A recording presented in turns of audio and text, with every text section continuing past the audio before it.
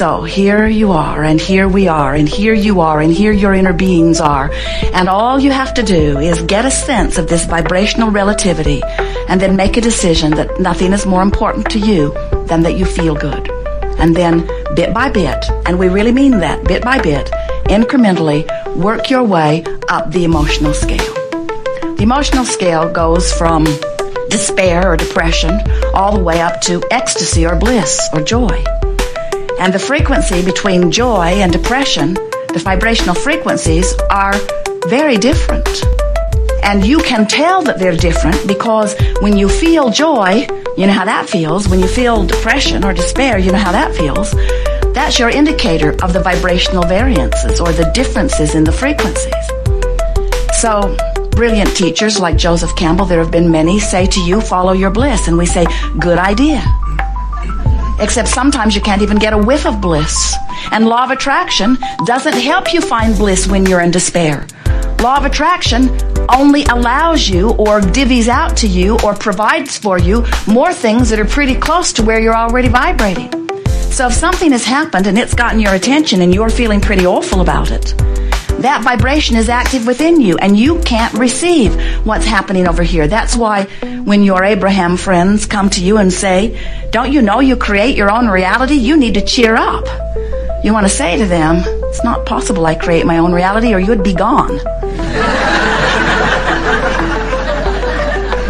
Because their bright-eyed, bushy-tailed, fluffy, in-your-face vibration is just plain annoying when you're in a different place on the vibrational scale.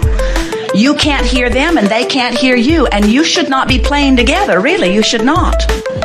Because the person who is in joy, unless they are able and willing to adjust their vibration way down to meet you, that's the misery loves company thing. Or unless you can somehow bring your vibration up to meet them, you two don't have anything to talk about and you shouldn't even be together. Nice to know, isn't it? Well, here we have a room full of teachers who think that that word is synonymous with servants. Shouldn't I provide the service that I was born to provide? Don't I owe it to the downtrodden to bring them out of it? And we say, of course you are uplifters. But balancing your energy is what you are here about. And those who will benefit by your balanced energy, source energy and law of attraction will point in your direction. And so when they show up in your experience, they're there for a reason. But the reason is not for you to meet them in their lower vibration. It's for them to have an opportunity to join you in your higher vibration. So your best work and your best service to those who surround you is to get as tuned in, tapped in, turned on as you can, get in vibrational alignment with who you are, and let law of attraction match you up. And when someone shows up in your experience, do your best to maintain your vibrational alignment. In other words, don't try to factor a third thing into the vibrational relativity. Are you getting this? Because there are only two factors that you can synthesize or adjust or massage or understand. And when you try to factor in what somebody else is living, now you're attempting the impossible. Do you believe that you get to choose? Do you believe that you have the power or the ability to choose? Do you know nobody else can choose for you? Nobody can get inside of you. Nobody else could even begin to understand the vibrational relativity between where you are and where you want to be. Nobody's walked in your footsteps. Nobody's been there incrementally as you've launched those rockets. But Source Energy has, and oh, the future that is aligning for you. People say, be careful what you wish for, you might get it. We say, every wish that you have ever offered is out there pulsing and waiting for you. You've just got to find alignment with it, you see. So, why don't you know that? Why is it not as easy for you to get this as it is for us to get this? Besides the fact that we're really, really very smart. You are too. But the difference is, here in your physical form, 99% more than 99%, almost all, 99.999999% of every creation is complete before you see any physical evidence of it at all. So there's a lot of vibrational alignment that takes place before manifestation begins to appear in your experience. And that's a very good thing. That provides you this wonderful buffer of time where you can get into alignment. But what that means is, right now, we really want you to hear this. Right now, in the way you feel and the attitude, the mood, right now, the way you feel is your indicator of exactly what manifestations you are moving toward. Now, there's a lot of them out there. Some you really like when they get here. Some of them you're not going to like so much when they get here. You're creating all of them. And the way you feel is your indicator of what you're closing the gap on. In other words, there are people who right now are sick, who have cleaned up their vibration, who are moving away from sickness to wellness. And even though the manifestation of the wellness is not apparent yet, because 99% of the vibration is in place before it is apparent, they're moving in the right direction. And they know it because their emotions are saying to them things like joy and love and appreciation. In other words, they're feeling good. But there could be a person with no physical evidence of illness in their body, moving swiftly or actively toward a manifestation of an illness, and they don't know it yet. They're on the path toward illness. They don't know it unless they know that anger, fear, depression are indicators of the direction that they are moving. So people say the oddest thing, odd to us anyway, they say, it just came out of nowhere. And we say, no, it didn't. It didn't come out of nowhere. You practiced the vibration of it hard and long. This is a wonderful buffer of time you got going here, where you have to solidify a vibration pretty well. Then people say, well, then why are children born with deficiencies? And we say, well, first of all, you don't know that it wasn't their intention, and you cannot compare what you are wanting with what anyone else is creating. But we know that's a hard one to swallow. Why would anyone want something that I don't want? We say, it's a diverse universe. You didn't come here to be the same. You came here in your differences to provide a well-stocked kitchen to allow others and yourselves opportunities to define and decide what you want. You did not say, I will come forth into the physical and I will take all the ideas that exist and whittle them down to a few good ideas. You said, I'll come forth into a diverse environment and we will expand the ideas still further. We will expand the ingredients. You say, I think that ingredient should be removed from the kitchen because I don't want it in my pie. And we say, then don't put it in your pie. And you say, but it shouldn't be in the kitchen because it might get in my pie. We say, it won't get in your pie if you don't put it in your pie. You say, somebody else might put it in my pie. You say, nobody else has access to your pie. Then you say, well, then how did those things I don't want in my pie get in my pie? We say, because you were focused upon other people putting things you didn't want in your pie in their pie, and you put it in your pie. Oh, you mean just giving my attention to something puts it in my pie? Now you're cooking. Now you're getting the sense of how you're making your pie. You do not need to remove things you do not want from this environment in order to live joyfully, but we certainly understand how it is that you feel that you need to, because if you are among the millions of people on the planet who still don't get it that you are vibrational in nature and that law of attraction is bringing things to you that match your vibration, we know that when you look at a circumstance that pleases you, you would like to promote more of that, and when you look at a circumstance that doesn't please you, you would like to stop that.